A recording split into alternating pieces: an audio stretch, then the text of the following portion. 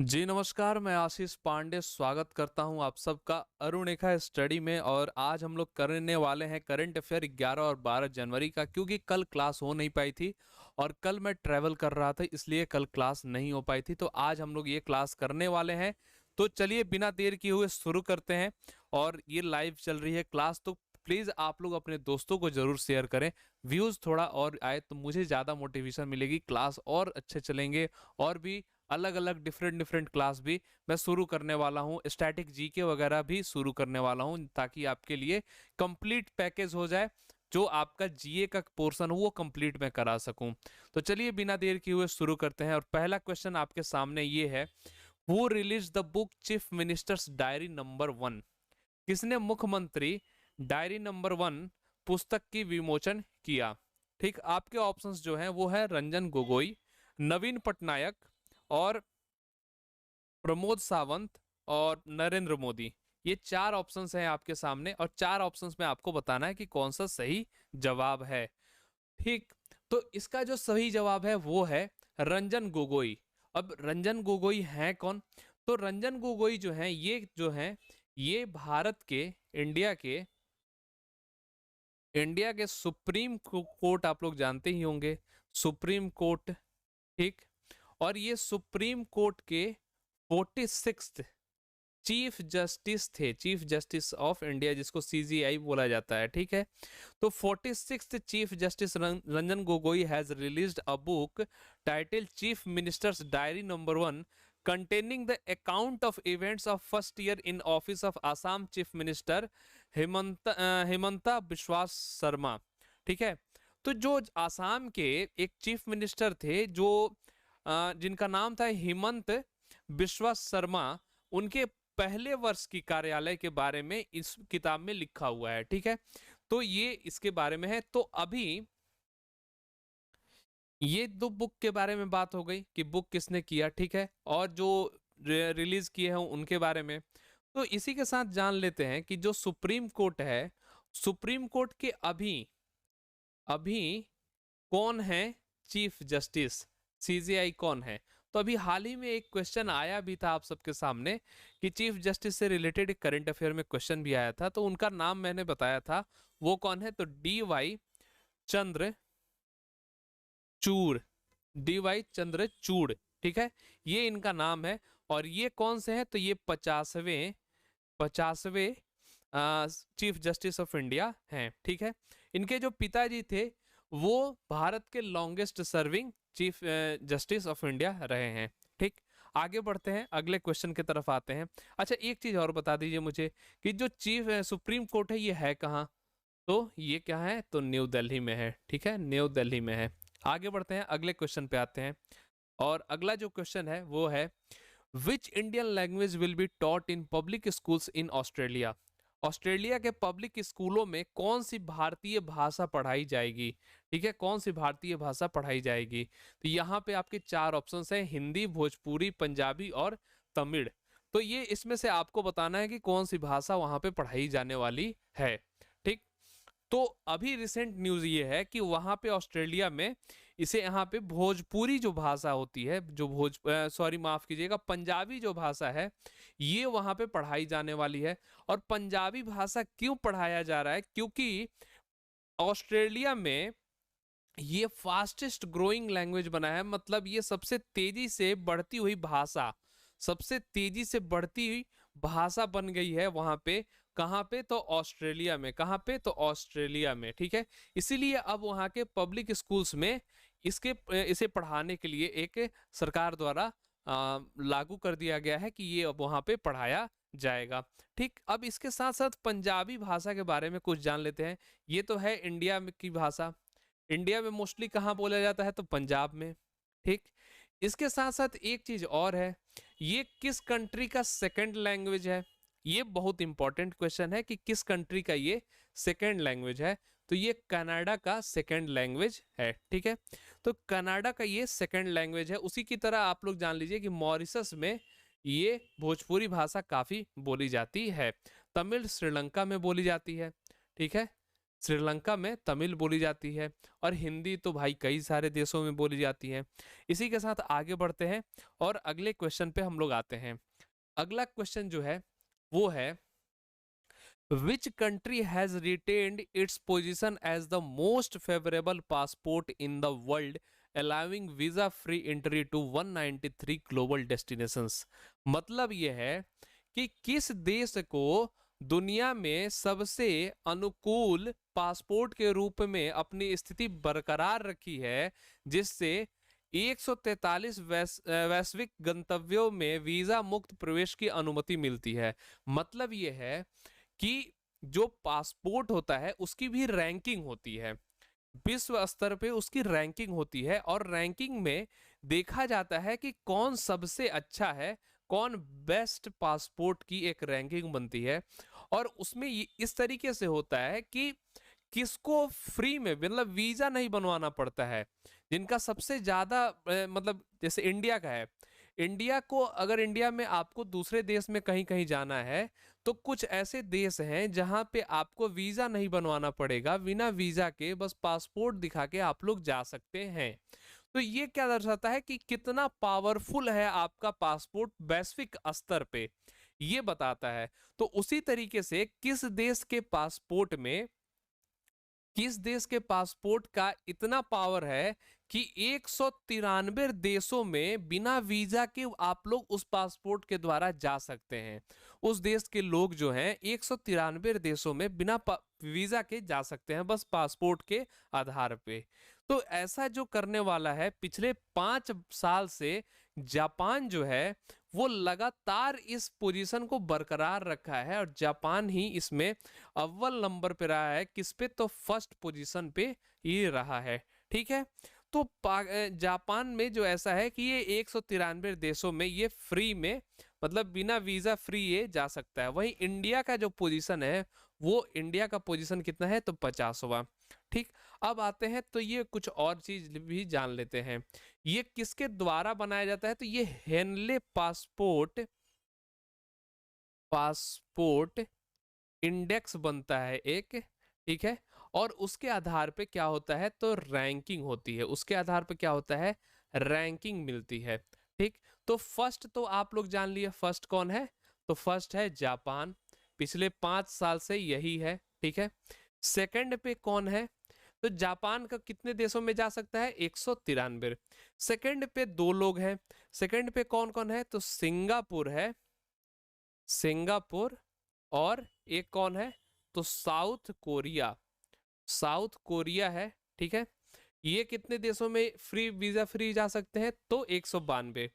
Third पे भी 2 लोग हैं, कौन कौन से हैं? तो एक है जर्मनी, और दूसरा कौन है? तो स्पेन। ठीक है, ये कितने देशों में? तो 190। ठीक, अब बात करें यहीं पे कि इंडिया वाले जो हैं, इंडिया वाले कितने देश में जा सकते हैं? तो 85 देश में, सॉरी ये 50वां रैंक रहा है इंडिया का, और ये कितने देशों में जा सकते हैं? तो ये 59 देशों में, 59 कंट्री में वीजा फ्री यहाँ के लोग जा सकते हैं। ठीक है, वीजा फ्री जा सकते हैं। ठीक, इंडिया के साथ साथ कुछ ज्वाइंट 50वीं रैंक पे कुछ लोग और हैं, जैसे मॉरिशस है, मॉरिशस है, और कौन है?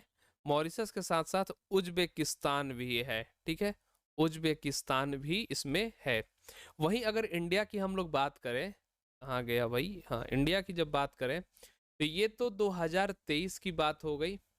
अगर हम 2022 की बात करें तो 2022 में इंडिया का जो रैंक था वो 87th रैंक था, और उस समय इंडिया जो था वो 60 देशों में वीजा फ्री जा सकता था। ठीक है, वीजा फ्री जा सकता था। तो ये पूरा एक ओवरव्यू मैंने आपको दे दिया कि कैसे कैसे क्या होता है। जो बेस्ट 5 बार से निकल रहा है वो कौन है? तो जापान है। ठीक, आगे बढ़ते हैं, अगले क्वेश्चन पे आते हैं। इतना आप लोग नोट डाउन कर लिए होंगे। अगला जो क्वेश्चन है वो है, who has been reappointed as the chairman of senior selection committee of BCCI? अब BCCI क्या है? तो इंडिया का जो क्रिकेट बोर्ड है उसका नाम है BCCI। ठीक है, इंडिया का जो क्रिकेट बोर्ड है उसी का नाम है बीसीसीआई। तो बीसीसीआई के जो सीनियर सिलेक्शन कमेटी, जो कौन सेट, मतलब अब जब भी कोई दौरा होता है, जब भी कोई टूर्नामेंट होता है, जब भी कोई किसी से मैच होता है, तो उस टूर्नामेंट, उस सीरीज के लिए एक टीम तैयार की जाती है क्रिकेट खेलने के लिए। जैसे अभी श्रीलंका से मैचेस जो चल रहे हैं, तो श्रीलंका मैचेस जो चल रहे हैं तो उसमें एक टीम बना के भेजी गई है, 15-16 लोगों की, या 13-14-15-16 लोग जो भी हो, उतने लोगों की एक टीम बना के भेजी जाती है। तो ये टीम का चयन कौन करते हैं? टीम का चयन करते हैं, एक सिलेक्शन कमेटी बनाई जाती है उसके लिए। कौन होता है? तो सिलेक्शन कमेटी होता है, तो उसके एक चेयरमैन भी होते हैं, ठीक है, क्योंकि कोई भी एक कमेटी होगी तो उसकी एक चेयरमैन होंगे, ये तो नॉर्मल सी बात है। तो वो जो चेयरमैन कौन है, तो जो पहले चेयरमैन थे उन्हीं को रीअपॉइंट किया गया है, तो वो है कौन? तो वो है चेतन शर्मा। चेतन शर्मा जो है ये 2020 से ही, दिसंबर 2020 से ये सिलेक्शन कमेटी के क्या है? तो चेयरमैन है, ठीक है, चेयरमैन है। 2020 से, बीच में काफी सवाल उठ गई थी, इनको हटा भी दिया गया था, फिर से इनको अपॉइंट किया गया है। क्यों हटाया गया था? तो ये जो T20 वर्ल्ड कप जो हुआ था उसमें भारत की कुछ खराब परफॉर्मेंस हो गई थी, इस वजह से इनके ऊपर सवाल बन गए थे कि क्यों ऐसा हुआ था, ठीक है। तो ये अभी दूसरी बार फिर से इनको बनाया गया है। चलिए इनके बारे में कुछ हम लोग जान लेते हैं। तो जो ये चेतन शर्मा जी थे, ये भारत के पहले फास्ट बॉलर हैं, या पहले बॉलर भी आप लोग बोल सकते हैं, जो ओडीआई मतलब वनडे इंटरनेशनल या वर्ल्ड कप में हैट्रिक लिए हैं, ठीक है। हैट्रिक लेने वाले, अरे यार, हैट्रिक ये होती है स्पेलिंग TRIC के, हैट्रिक विकेट लेने वाले ये बॉलर हैं, ठीक। तो ये चेतन शर्मा के बारे में हो गई बात। अभी बात कर लेते हैं बीसीसीआई के बारे में। तो बीसीसीआई के प्रेसिडेंट कौन है? तो बीसीसीआई के प्रेसिडेंट है कौन? तो रोजर बिन्नी है। रोजर बिन्नी इसके प्रेसिडेंट है, जो कि 1983 वर्ल्ड कप के प्लेयर हैं, ठीक है, काफी अच्छे बॉलर और अच्छी बैटिंग भी करते थे, तो ये बॉलिंग के लिए काफी फेमस थे। अच्छा, इनके एक बेटे थे स्टुअर्ट बिन्नी, आप लोग इनका नाम तो जानते होंगे, ये भी क्रिकेट खेल चुके हैं, अभी संन्यास ले चुके हैं। ये रोजर बिन्नी इनके पिता हैं, स्टुअर्ट बिन्नी के पिता हैं, ठीक है। अच्छा, बीसीसीआई जो है, बीसीसीआई में बता दूं, इसका हेडक्वार्टर जो है, हेडक्वार्टर कहाँ है? तो हेडक्वार्टर जो है ये वानखड़े स्टेडियम में इसका हेडक्वार्टर है। वानखड़े स्टेडियम कहाँ पे है? तो ये है मुंबई में है, ठीक। और जो बीसीसीआई है, वर्ल्ड का वर्ल्ड का रीचेस्ट क्रिकेट बोर्ड है, वर्ल्ड का रीचेस्ट क्रिकेट बोर्ड है, ठीक है, वर्ल्ड का रीचेस्ट क्रिकेट बोर्ड है। चलिए इसके साथ आगे बढ़ते हैं हम लोग, यहाँ तक तो उम्मीद करता हूँ आप लोग समझ गए होंगे। आगे बढ़ते हैं, अगले क्वेश्चन पे हम लोग आते हैं। अगला जो क्वेश्चन है वो है, विच institution launched the portal for mapping of industrial units and laboratories? मतलब किस संस्थान ने औद्योगिकी इकाई और प्रयोगशालाओं के मानचित्रण के लिए पोर्टल लॉन्च किया है, ठीक। तो ये भी बहुत इंपॉर्टेंट क्वेश्चन है, और इसे भी आप लोग समझिए। ऑप्शंस आपके सामने है, सब शॉर्ट फॉर्म में लिखा हुआ है। तो चलिए मैं डायरेक्ट आंसर बताता हूँ इसका। तो आंसर इसका जो है वो है BIS। अब BIS का मतलब क्या होता है? तो bureau of Indian standards, bureau of Indian standards ये है। इसकी स्थापना जो हुई थी वो हुई थी 1986 में, और इसका इस साल 76वां स्थापना दिवस मनाया गया था, 76वां स्थापना दिवस मनाया गया था। और उसी समय पे ये जो है पोर्टल ऑफ, क्या है? Portal of mapping of industrial units and laboratories का ये एक पोर्टल बना है। किसके लिए? तो mapping of industrial units and laboratories का एक पोर्टल बना है। ये किसके द्वारा लॉन्च किया गया था? तो ये लॉन्च किया गया है किसके द्वारा? तो श्री पीयूष गोयल जी के द्वारा लॉन्च किया गया है, जो कि कॉमर्स एंड इंडस्ट्रियल विभाग मंत्रालय के ये मिनिस्टर हैं, साथ ही consumer affairs, food and public distribution and textiles के भी ये मिनिस्टर हैं। आगे बढ़ते हैं, अगले क्वेश्चन की तरफ आते हैं। और अगला जो क्वेश्चन है, अच्छा हाँ, एक चीज और मैं बता दूं कि इसके जो डायरेक्टर जनरल जो हैं, डायरेक्टर जनरल कौन है, तो BIS के डायरेक्टर जनरल हैं प्रमोद कुमार तिवारी। कौन है, तो प्रमोद कुमार तिवारी जी जो हैं वो हैं इसके डायरेक्टर जनरल। ठीक, आगे बढ़ते हैं, अगले क्वेश्चन पे हम आते हैं। हेडक्वार्टर भी बता देता हूं पहले, अगले क्वेश्चन पे जाने से पहले हेडक्वार्टर मैं बता दूं कि दिल्ली इसका हेडक्वार्टर है। कहाँ है, दिल्ली इसका हेडक्वार्टर है। पढ़ते हैं अगले क्वेश्चन की तरफ। अगला जो क्वेश्चन है वो है, the Khelo India senior women national kho kho league is set to be take place in which state from 10th to 13th January 2023। Khelo India senior महिला राष्ट्रीय खो खो लीग 10 से 13 जनवरी 2023 तक किस राज्य में होने के लिए तैयार है, मतलब किस राज्य में होने वाला है। ठीक है, अभी आप लोग जानते ही होंगे कि तुरंत तुरंत एक हॉकी वाला हुआ था जिसमें मध्य प्रदेश, उड़ीसा और हरियाणा ने मतलब जीता होता था, झारखंड चौथे पोजीशन पे रहा था, महिला और पुरुष वर्ग दोनों में रहा था। उस तरह अंडर 18 की मैं बात कर रहा हूँ। तो अभी जो है ये सीनियर खो खो की जो लीग हो रही है खेलो इंडिया द्वारा जो हो रहा है वो किस राज्य में होने वाला है, तो इसका जो सही जवाब है वो है पंजाब। और ये पंजाब में कहाँ होने वाला है ये भी मैं बता दूं, तो पंजाब में आप लोग सुने होंगे कि चंडीगढ़ यूनिवर्सिटी जो है, चंडीगढ़ यूनिवर्सिटी उसी में ये होगा, उसी के ग्राउंड में होगा। ठीक, तो चंडीगढ़ यूनिवर्सिटी में ये हो रहा है और इसमें अराउंड अराउंड 200 प्लेयर्स खेलने वाले हैं इसमें। ठीक है, 200 प्लेयर्स खेलेंगे। टोटल टीम जो होगी वो होगी कितनी, तो 12 टीम होगी। और जो ये होगा किसके द्वारा, आयोजन किसके द्वारा किया जा रहा है, तो ये हो रहा है kho kho federation of India. और फाइनेंशियल सपोर्ट किससे मिलेगा, ministry of youth affairs and sports, जिसके मिनिस्टर हैं अनुराग ठाकुर जी। अनुराग ठाकुर जी इसके मतलब क्या है, तो मंत्रालय के यही यही मंत्रालय ये संभाले हुए हैं। ठीक, इसी के साथ मैं बता दूं कि जो ये तो आपका कौन सा था, सीनियर था, सीनियर वुमेन वाला था। अगर जूनियर और सब जूनियर की बात करें, तो जूनियर और सब जूनियर की बात करें तो ये कहाँ होने वाला है, तो ये होने वाला है रांची में। ठीक है, ये होने वाला है रांची में। चलिए आगे बढ़ते हैं, अगले क्वेश्चन पे आते हैं। अगला क्वेश्चन है, who has been appointed as MD and CEO of Paytm, sorry Paytm payments bank. MD का मतलब क्या होता है, मैनेजिंग मैनेजिंग डायरेक्टर। और CEO का मतलब क्या होता है, चीफ, अरे यार, चीफ एग्जीक्यूटिव ऑफिसर। ठीक है, ये आप लोग जान लीजिएगा। तो अभी पेटीएम पेमेंट बैंक की MD और CEO किसे बनाया गया है। ठीक, तो इसका जो सही जवाब है वो है सुरेंद्र चावला।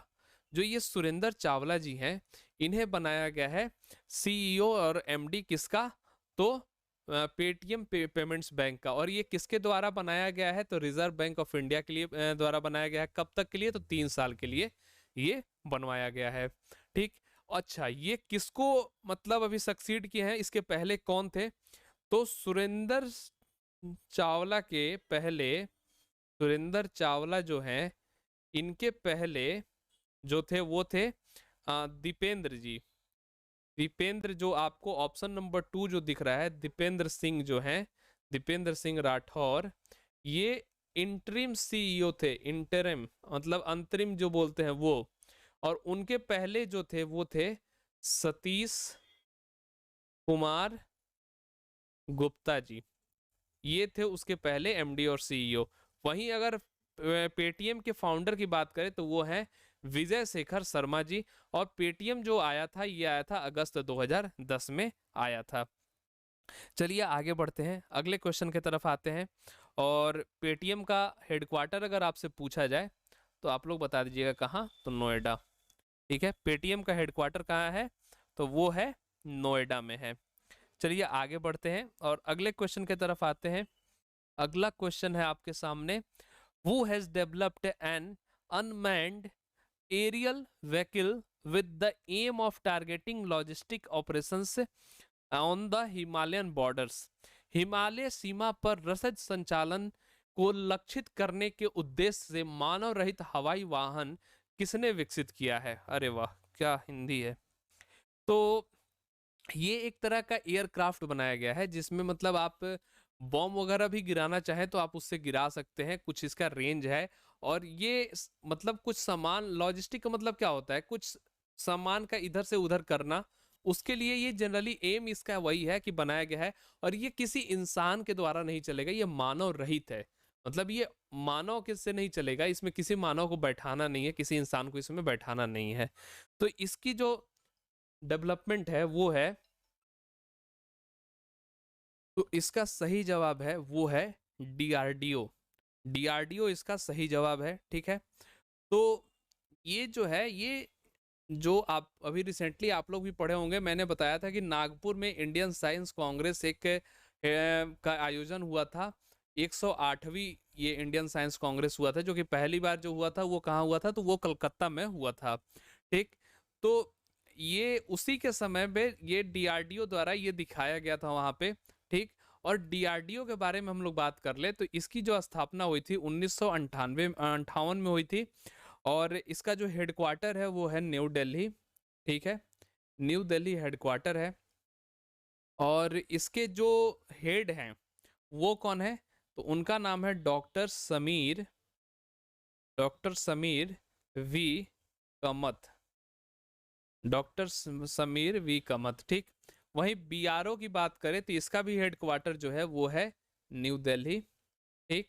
और इसके जो हेड हैं वो हैं लेफ्टिनेंट, इसके डायरेक्टर जनरल जो होते हैं हेड वही हैं लेफ्टिनेंट जनरल राजीव चौधरी,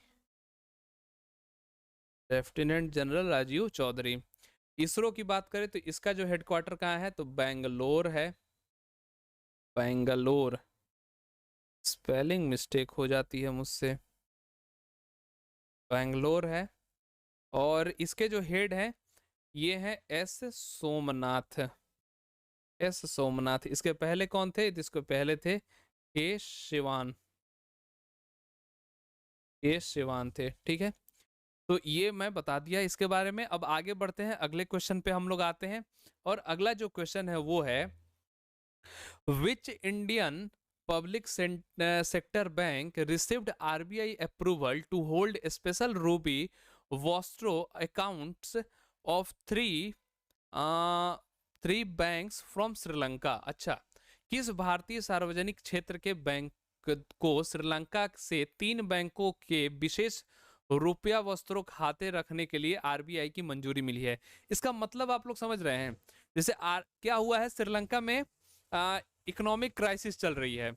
तो श्रीलंका में इकोनॉमिक क्राइसिस चल रही है, तो उस में एक बनाया गया है सिस्टम कि आप यूएस डॉलर में कन्वर्ट वगैरह ना करके आप हमारे द्वारा, भारत के द्वारा रूपी में ही आप हमसे जो पैसे लेन देने वाली जो सिस्टम बनी है वो होगी, क्योंकि उससे उनको फायदा होगा। यूएस डॉलर में अगर करके दे तो उनके लिए काफी मुश्किल हो जाती है। कुछ इसमें एक सिस्टम होता है, इकोनॉमिक्स वाले लोग बहुत अच्छे से विस्तार से समझाएंगे इस चीज को।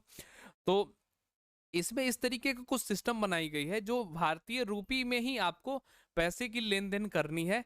और इसकी जो सुविधा दी गई है, भारत के किस बैंक की सुविधा दी गई है, किस बैंक को दी गई है, आरबीआई द्वारा किससे मंजूरी मिली है, ये आपको बताना है। और इसका जो सही जवाब है वो है इंडियन बैंक, ठीक है। इंडियन बैंक जो है इससे इसकी जो इंडियन बैंक जो है इसे मंजूरी मिली है, किससे, तो आरबीआई से मंजूरी मिली है, ठीक। अब हम लोग बात कर लेते हैं कुछ इंडियन बैंक के बारे में। तो इंडियन बैंक के हेडक्वार्टर कहाँ है, तो ये है चेन्नई में, ठीक है, चेन्नई में हेडक्वार्टर है। स्थापना कब हुई थी, तो 1907 में, ठीक। तो इसके एमडी और सीईओ कौन है, एमडी और सीईओ कौन है, तो एमडी और सीईओ है शांति लाल जैन, ठीक है, शांति लाल जैन है इसके। अच्छा, ये जो है, ये जो बैंक है ये इंडिया का 7th लार्जेस्ट बैंक है, ठीक है। अच्छा, तो आप लोग भी जानते होंगे 1 अप्रैल 2020 में बैंक मर्जर हुआ था, बहुत सारे बैंक को मर्ज किया गया था, ठीक है। उसमें क्या हुआ था, उसमें इलाहाबाद जो है, इलाहाबाद बैंक का मर्ज हुआ था किससे, तो इंडियन बैंक से हुआ था। और उसी के बाद ये भारत का सातवां उसी के बाद ये भारत का सातवां सबसे लार्जेस्ट, मतलब सातवां सबसे बड़ा बैंक बन गया था, ठीक है। तो इतने चीज मैंने आपको इसके बारे में बता दिया, ये हर एक चीज इंपॉर्टेंट है आपके लिए, ठीक। आगे बढ़ते हैं, अगले क्वेश्चन की तरफ हम लोग आते हैं। अगला जो क्वेश्चन है ये है, India star female tennis player Sania Mirza has announced his retirement in January 2023। She will play her last grand slam at, मतलब ये है कि भारत की, आप लोग तो सभी लोग जानते होंगे कि भारत की स्टार प्लेयर है सानिया मिर्जा, जिनकी शादी पाकिस्तानी क्रिकेटर से हुई है, शोएब मलिक से हुई है, और ये जनवरी 2023 में अपनी संन्यास लेने की घोषणा कर दी है ये, ठीक। तो ये घोषणा कर दी है, और इनका जो आखिरी ग्रैंड स्लैम होगा वो कौन सा होगा, ये आपसे पूछा गया है, जो कि जनवरी में ही होने वाला है। और अगर हमारा आप लोग ग्रैंड स्लैम वाला वीडियो देखे होंगे, ग्रैंड स्लैम वाली वीडियो देखे होंगे, तो आप लोग सीधे बता सकते हैं कि जनवरी में कौन सा ग्रैंड स्लैम होता है, ठीक है, कौन सा ग्रैंड स्लैम होता है, ये चीज आप लोग बता सकते हैं देख के। तो चलिए, इसी के साथ आप लोग को मैं बताऊंगा कि वो वीडियो जो आई बटन में आपको दिख रही होगी ऊपर, वहां से आप लोग देख सकते हैं, लिंक डिस्क्रिप्शन में भी मिल सकता है आपको, ठीक है। तो इसके बारे में हम लोग बता दें कि ऑस्ट्रेलिया जो होगा, इसको मैं मिटा दूं, ठीक है। ऑस्ट्रेलिया ओपन जो होता है, ये ग्रैंड स्लैम है ऑस्ट्रेलिया ओपन, तो ये इनका लास्ट ग्रैंड स्लैम होगा। और ये दुबई टेनिस चैंपियनशिप भी ये खेलेंगी इसी महीने में जो होने वाला है, ये सब इसी में खेलकर ये संन्यास ले लेंगी। साथ ही आपको बता दूं कि मिक्स्ड डबल टाइटल में ये ऑस्ट्रेलियन ओपन 2009, फ्रेंच ओपन 2012 और यूएस ओपन 2014 जीती हुई हैं। साथ ही ये डबल्स में, विमेंस डबल्स में 2016 ऑस्ट्रेलिया ओपन, 2015 विमिल्टन ओपन, और 2015 में यूएस ओपन टाइटल भी ये जीती हुई हैं, ठीक है। आगे बढ़ते हैं, और ये था आज का हमारा लास्ट क्वेश्चन। आप लोग ग्रैंड स्लैम वाली वीडियो जरूर देखेंगे, ग्रैंड GRAND ग्रैंड स्लैम की जो वीडियो है वो जरूर देखेंगे, मेरे द्वारा बनाई गई है, एकदम ट्रिक से आपको याद कराया गया है, उसमें हर एक चीज आप लोग वो देख लें जरूर। चलिए, तो ये हमारा लास्ट क्वेश्चन था। इसी के साथ मैं बता दूं कि जो लोग चैनल पे क्या होंगे, चैनल पे नए होंगे, वो उनको मैं बता दूं कि हमारे चैनल का टेलीग्राम, इंस्टा और फेसबुक आईडी भी है। आप लोग को लिंक इसका जो है वो डिस्क्रिप्शन में मिल जाएगा, वहां से जाके आप लोग ज्वाइन कर सकते हैं इसे, और ज्वाइन करके आप लोग फॉलो कर सकते हैं, वहां पे आपको इसका PDF वगैरह भी मिल जाएगा। तो चलिए, इसी के साथ हम लोग वीडियो को खत्म करते हैं, और जो लोग चैनल पर नए होंगे चैनल को जरूर सब्सक्राइब करेंगे, वीडियो को लाइक और शेयर सभी लोग करेंगे। मिलेंगे अब आपसे अगले वीडियो में, तब तक के लिए tata bye bye and thank you, जय हिंद।